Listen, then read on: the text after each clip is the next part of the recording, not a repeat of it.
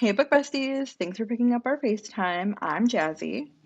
And I'm Lexi, and today we have a really special episode. Actually, Jazzy thought about this, so this is like all her ideas. So I'm gonna let her introduce it. Yes, so welcome to 2026. I know you guys are all dying to know what our favorite books of 2025 were, but we thought instead of just listing them off to you in a very boring, I like this one, this one, this one, and this one, we decided to come up with some bookish awards, if you will. And these categories are a little questionable, but I feel like everyone will have a great time. So maybe you'll add some books to your TBR. Maybe you'll agree with some of these categories. So hopefully we inspire you to, Or maybe you'll do a mob hunt against us. I don't know. yeah, The please, possibilities are endless. yes, please know that this is all in good fun. So without further ado, welcome to the Bookish Besties podcast, Bookish Awards of 2025. Yes. Okay. So I know we have done a couple categories, or not a couple. I think we have about 15. Yeah, 15 hmm categories. So the first one is audiobook that made me blush. I already know yours, so just go ahead and say it. The winner for me is Insatiable by Lee Rivers. Holy shit. Honestly, I can understand. Mine was actually Quicksilver by Callie Hart. So, and it's interesting because I read that one first and then I listened to the audiobook when I was getting ready for Ooh. Brimstone. hmm Good Lord. I was like, oh my God. Well, well, that makes me want to push it up my TBR. Don't yell at me. Okay. She'll never Okay, get so so our next category is books that made me want to touch grass when I was done reading. And if you don't know what that means is basically like you needed to like get back in touch with reality because it was like, whoa, what did I just read? And that's in a good way and a bad way. So for mine, I'm going to insert the cover right here. It's Triceratops and Bottoms by Lola Foss. And I read this one because I saw the title and I was like, oh, there's no way. There's a way. And there was about 80 pages of it. It was insane. It's my fault personally for knowing how to read. Yes, yes, yes. That is basically the takeaway with these books. It's just like when you're done reading, it's just like, you know what? It's my fault that I learned how to read. Um, I will insert mine here, and it's actually a book that Lexi and I have both read. And it is Morning Glory Milking Farm by C.M. Nascosta. And if you know, you know. That's all I'll say about that. I love that book though. Honestly, it was a 5-star read. No, it's a great book, but again, after I was like, the fuck? Give me more. Give me more. What's the next one called? Yeah. Well, the Triceratops one, I rated that one like a 1 star. Or no, like a 2 star maybe, because I was like, okay, it was exactly what it said it was gonna be. I just didn't like it. Okay. All right, you got the next category. Yes. Okay. Okay. So this one is books that made me want to sleep on the highway when I was done reading them, but I still rated them 5 stars because I'm just a girl. Okay. So mine is Yeah. Psychotic Obsession by Lee Rivers. And I don't think I've cried more reading a book. Like I was sobbing and crashing out in multiple friends' DMs. Like, what the fuck? What the actual fuck? I've heard that that book is like devastating. So, and I need to read it. I just need to do it, but God. Um, so mine was In the Likely Event by Rebecca Yarros. And that book, like, I don't even know, because like it was like it was sad, but it was like there was this kind of like a twist at the end. And I saw it kind of coming Mm, yeah, ish, but it hit close to home because it's like a military based book, as Rebecca Yarros oh, does. My right. husband was about to leave on deployment, and I ugly cried in the bed like for an hour. I mean, that's like 6 stars. Were you like looking at him like, please don't go? Yeah, I was like, he was just like, okay, I'm gonna need you to like know more books like this until I get back. And I did. I did not read Yeah, a single military based book until he got back. And it was Mariposa by Lexi Axelson that broke that little space. that's actually Anyway, a good rule of thumb because yeah, I don't know how I would cope. All right. Moving on to our next award. This Oh, is I'm so excited for this one. this is this is my personal favorite. It's the Rose Award, and if you don't know what we're talking about, can I put a picture? Are we gonna get We'll do like shadow a banned? blurred out picture. Okay, so if you don't know People what will know. we're talking about a toy. Lexi, which one is yours for the Rose Award? So there were so many this year. However, towards the end of the year, I read There Rose Such a Clatter by C.M. Nascosta. Holy shit. It was so hot. And it was like, I was like depraved. I was like, oh my God, like, am I attracted to this? And I was, and I don't know why. I do know why. Anyways, what was yours? Okay, so I think the same thing as you, like there was so many throughout the year that I've read that I was like, yes, I love this so much. However, the one that I can remember most vividly, and I actually changed my answer because I finished this one right after we made this spreadsheet, and it's actually Feeling the Heat Part 2 by Emily Antoinette. It is in Omegaverse. Oh, of course. It was just so good. Oh, those group scenes. But anyway, I mean, Is it the one that you were reading last night, technically? no, no, it wasn't the one last night. That's another one. But yeah, I'm on an Okay. Omegaverse kick. I love Omegaverse, so. It is But really yes. good. I love it. I love a Megaverse. I just don't like the reverse harem of Megaverses as much as I like the regular ones. You know what I mean? The normal ones. So wait, hold on. In my opinion, Omegaverse is almost always why I choose. And like one couple, like MF, Omegaverse is kind of rare. So if you have recommendations for MF, simply MF Omegaverse, please drop them in the comments below because those are the ones that Lexi loves the most. Please, please. Okay. This next one is Oops, I Did It Again. So our rereads. And this will come as no surprise to anyone. Mine is Deep End by Ali Hazelwood. Not only did I reread it, I re-listened to it. It is my comfort listen always. I love that book. So, what can I Yes, say? such a good book. So mine, again, it changed from when I did this category and spreadsheet. So I actually finished His Juliet by Amelia Emerson, which, if you don't know, is the sequel or like the next in the series.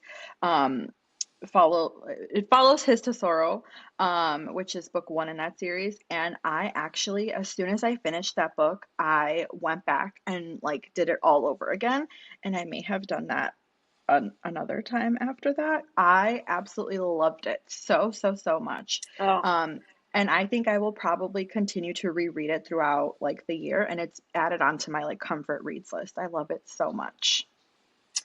well, damn, I'm gonna have to read it now. Okay, well, Yes, hopefully we have an episode on it coming soon because we do have an episode on His Tesoro, and we oh, both loved that book. such a So good book. hopefully you love His Juliet just as much as I did. But I loved it so much. Books that made us want to actually attend therapy. Because look, I've been in therapy heavily, but I need to go back after reading these. What's your pick?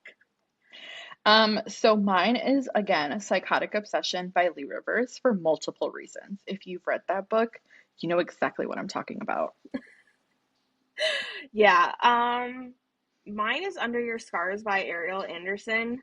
I mean, look, there was a lot of books this year that I felt like should have put me in therapy, either forcibly or non-forcibly. But that one, I like read it and I was like, "What the actual flipping frick?" Like, oh my god. Yes, I All 100% agree with you on that one. That one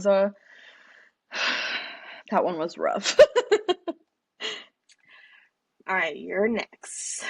Okay, books that gave us Oh trust shit. issues with recommendations. Now again, take No. this a lighthearted hee hee ha ha, okay? Sometimes it just wasn't for us. For me, it was The Ritual by Chantal Tessier. Tessier? I'm sorry, not for me. It was not for me. And I was just like, but anyway, Which is let's see what's surprising because yours. you love like the darker books. So I was surprised with that. I mean, I read it and I didn't like it, but it was, you know what I mean? But I read it. Um Mine was, oh my god, I'm like getting like a cold sweat right now because I'm so scared to say this. Leave Me Behind by K.M. Moranova. I read it at the beginning of the year, and I honestly like that book made me really upset. There was a lot that I did not like about it, and a lot of it was the plot. So, anyways, that one, whenever I see someone recommending it, I'm just like, okay, well, I will not be taking any further recommendations from you It because made I'm me so side upset. eye, like, hmm. All right. But anyway, I mean, to each their own. If you love it, I love that for you. Yes, and it's okay. Um, It's okay to like things that we don't like. There's only one book that I will not like you if you like it, and she knows that. It's like my number oh one my hate God. list. This is books that made us question whether or not we were on the FBI list. And again, if you're my FBI agent watching this, I just read the books. That's all I do. For me, it was Warmer Colder by Alexia Onyx. Mine was Unhinged by Vera Valentine, and I actually really liked the book, which makes it so much worse because it's a door. Okay, I was just gonna ask. That's the door one, right? Oh my God. Yeah, I loved it. It was actually like, I honestly, if it had been a couple hundred more pages and it was a more extended storyline, I would have been sad for it. It was good. Like, it was. Oh, So, okay. oh my God, I can't believe I said that out Okay. loud. There's a doorknob involved. Listen, you're with your besties here. Okay, so a book we were hyped for and that ended up being more disappointing than a man. Lexi, what's yours? Puck and Prejudice by Leah Riley. Yeah, that's disappointing, especially because like hockey romance, Pride and Prejudice, but all right. Yeah, it just, I had really high hopes. Like, the overview of the book looked amazing. It was told as Outlander and Pride and Prejudice, One Bed, Jane Austen, and Hannah Grace. Like, I was like, oh, this is like all of my favorite stuff. And then I read it, and I got to the point where it put me in such a bad slump and made me so angry. And I was just like, I wasted so much time. I really wish I hadn't read it, but that's just how it goes. I think it had really good potential. What about you? So mine, um, also again, I was really disappointed and almost put myself into a slump because I again refused to DNF a book. So, A Yeah. Curse of Shadows and Ice by Catherine Amara, which I love Catherine Amara, so I thought, all right, like I will pick up her fantasy read and like it should be good. I struggled so much to get through it. The storyline was good. I just felt like it was a little slow. Like I felt like we weren't going anywhere, so I was just like, can't read this. But Ooh. yeah. So anyway, um, on the flip side of that, these are books that we were glad that we didn't DNF. And personally Oh for God, me, yeah. it was Forged in Blood by Sadie Kincaid. And now again, you guys know Really? I don't DNF books, but it's like paranormal vampire. Before I read it, before I picked it up, a lot of people were like posting how much they disliked it, so I was a little skeptical. Um, but reading it, I was like, oh, okay, I can see why people don't like it. But then I was like, vibe. Wow. Okay, that's surprising me. But mine was Fairy Tale by Veronica Lancette, and it was one of her buddy reads. And I think you remember in the beginning, I was like, "Why am I reading this? Like, this is just not for me. I'm so confused. I don't get what's happening." And then by the end, I was like, "I'm rereading it a million I times need over because it was more. so good." It Yeah, and I was think so it's just one of good. those books that, like, I mean, you really have to like be in it for the long haul, or you're just not gonna like it. But I'm glad I did it. So, 100% I all right. agree. And I think that that thought for Fairy Tale is pretty common. So, yeah. Yeah. Okay, so books we forced on everyone this past year. So I already know which one you always recommend, but go ahead and say it out loud. Man Eater by Emily Antoinette. I loved it. When you recommended it to me, I really liked it. And that she became one of like my authors that I circulate through now, like whenever I need like a palette cleanser or something like lighter. It's a really Yes. good book if you haven't read it. Mine is, as always, Knights of Iron and Ink by Shannon Dury. I adore her. I adore these books. The series, everything. If you want a really good romantasy with just read it. It's so good. It is so freaking good. Okay. All right, and now our favorite buddy read of the year. This is the same We for both of us. actually, yeah, The Yeah, so our Poisoner. favorite was The Poisoner by Ivy Ophelia. My God. Seriously, and I want to listen to the Audible now because I've heard it's so good. It is good. And this is not a spoiler, but there is clicking. Like, you hear the clicking, which I think is so funny. But anyway, Lexi, I know you want to present this next one. Not really. All Yes, right. yes, you do. Do it. Books that we wanted to remove from our Goodreads list. I felt so much shame. Ours is the exact same one that we found out by chance we both read when I was talking about it and my shame for it. It is Mountain Daddy's Milk and Honey by Elena Dawson. No, Elena Dawn. Elena Dawn. Okay, I'm sorry. I couldn't even look at it. Like, I feel so much shame. I can't even look at the list right now. I don't She was even just want to, like insert that Marge Simpson meme where she's like, I don't know. I mean, like, that is a book that you are purely reading. It's like there's memes where it's like, I don't even know what I just jacked off to, but once I looked back, I was ashamed. That's what it was. It was. Why whoa, whoa. No, am I really, it's reading? one of those books where you're like, ugh, what's the next one called? Yeah, literally. That's exactly what you said. Okay, we have to hurry to get off that one. I'm about to start blushing so bad. Oh Okay. my God. This one is one of my personal favorites just because Lexi gets to tell us which book it was out of her thousands. Our most expensive book of the year, or basically, obviously it's going to be a special edition.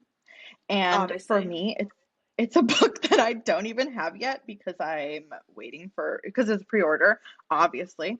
Yeah. The Ugh, pre-orders. Twisted Fiction, yes, the Twisted Fiction edition of the Edge of Darkness trilogy by Lee Rivers. And if you know, you know I love that trilogy. So, Lexi, Of course, it's been on please tell half of us. the freaking list. Whatever. Wait, But wait. Did I get to tell know us. how much you spent? Um, sure. I don't remember. That's bad. That's when you know you have a Um, problem. you know what? When it comes to Lee Rivers, if I'm able to get the special edition, like i.e. it's not for like an event that I'm not going to, I'm gonna buy it and I'm just gonna black out and put like hit purchase, unfortunately. Let's see. Edge of Darkness. Oh yeah, it's the birthday box. 65, I think it is, or it was. I think it was 165. Maybe it was a little bit Okay. more, a little bit less. I can't remember. I So we're don't, that's matched. according to the website, that's what it is. I'll log into ShopPay and put like the price up here. But yeah, I think that's the one that I spent the most on this year. Okay, so I kind of have a few options for this, which is disgusting. But if I was doing the most I spent on a singular book, it would be the Arcane Society, a Polycon edition of Fairy Tale by Veronica Lancet, and I'll put like a little picture here. That one I spent like $185 because I bought it secondhand. And also, the seller cussed me out because I gave her like a 4-star rating instead of 5 on Macari. Because, first of all, like, she didn't respond to any of my messages, like, asking questions about it and, like, seeing if we could negotiate the price. And then, second of all, she took forever to send it. And then she Mm, packaged it poorly. It still arrived okay, but I put, like, hey, I didn't do 5 stars, I did 4 stars because, like, I don't know. Like, I was just like, you could have done better as a seller for a book that's almost $200, and it was $200. oh my goodness. Um, She so was probably like, you want this or not? literally, and I was just like, okay. And she literally sent me a message after the reading went live, and she's like, "You can fuck off, you dumb bitch," or something. I was like, okay, whatever. I still got the book, so f you. And then the most I've spent on. a series is the Fairy Loot edition of Fourth Wing, the first three books. I spent almost Mm. $300 for 3 books. I Second mean, that's hand. like $100 a book, which is not like terrible. You know what I mean? No, definitely not. But considering the books were probably maybe like $100 when they first were sold. Let's not even. We'll have a Yeah, whole episode on special editions and resellers, so I look forward to yeah. us ranting and venting about that. All right, so we have come to our last category of the morning, the evening, the afternoon, whenever you're watching this. And it is our most underrated read of 2025. And for me, it was Heavy by M.L. Burns. In my opinion, I'm like, why isn't this book everywhere else? If you love forbidden dark romance, you will love this book. So I suggest you go and read it. Check trigger warnings because it is very heavy. So Yeah, well, I actually have it on my TBR because I've seen it a couple times, and when you read it and you loved it, I was like, okay, fine. Mine yes. is Knights of Iron and Ink by Shannon Dury. I think it is criminally underrated. I'm not quite sure. I mean, she's an indie author, so I know it's a little bit harder for books to get out there, but truly, if you want a dark romantasy that is just, I mean, it made me like feel things as someone with like a pretty difficult childhood. It, it was just wow, and she handles it with such grace and care, and the Mm. writing, the romance, the spice, the plot. It's just, anyways, that's it for me. I actually think 2025 was a good year. I ended out my year with like 207 books, according to Goodreads, but there was definitely something going on with Goodreads this year with their ratings and stats and stuff. So I don't really know. I know it was over 200 though. What about you? What did you end Yeah, at? I ended at 130, 134, technically Okay. 135 if we're counting the reread for his Juliet, but I don't count my rereads on Fable. And I also have officially decided that I'm not going to update Goodreads anymore. Yeah, I it's mean, just, I'll do it for like ugh. reviews and stuff, but I will no longer be like updating it regularly. So Fable for me is where it's at when it comes to book tracking. So, Yeah, and I think we are going to be doing an episode comparing a lot of the book tracking apps, and I recently found a really good one that I'm going to tell you about, and I think you're going to like run to it. So, anyways, if you made it this far, tell us like if you want to copy our categories and tell us in the comments what you would rate your categories as. Please tell us. I love to hear what other people read, loved, didn't love. Um, yeah, I'm excited. I really love seeing all these wrap ups. I've been on Instagram like scrolling constantly looking at. So, I know I'm nosy um, and I'm like, what did you read this year? I want to know. I want to know. yeah, yeah. Did you rate it the same as me? Are you delusional? So, all right. Well, again, let us know in the comments, and then until next time, I'm Lexi, I'm Jazzy. and this was the Bookish Besties podcast. Bye.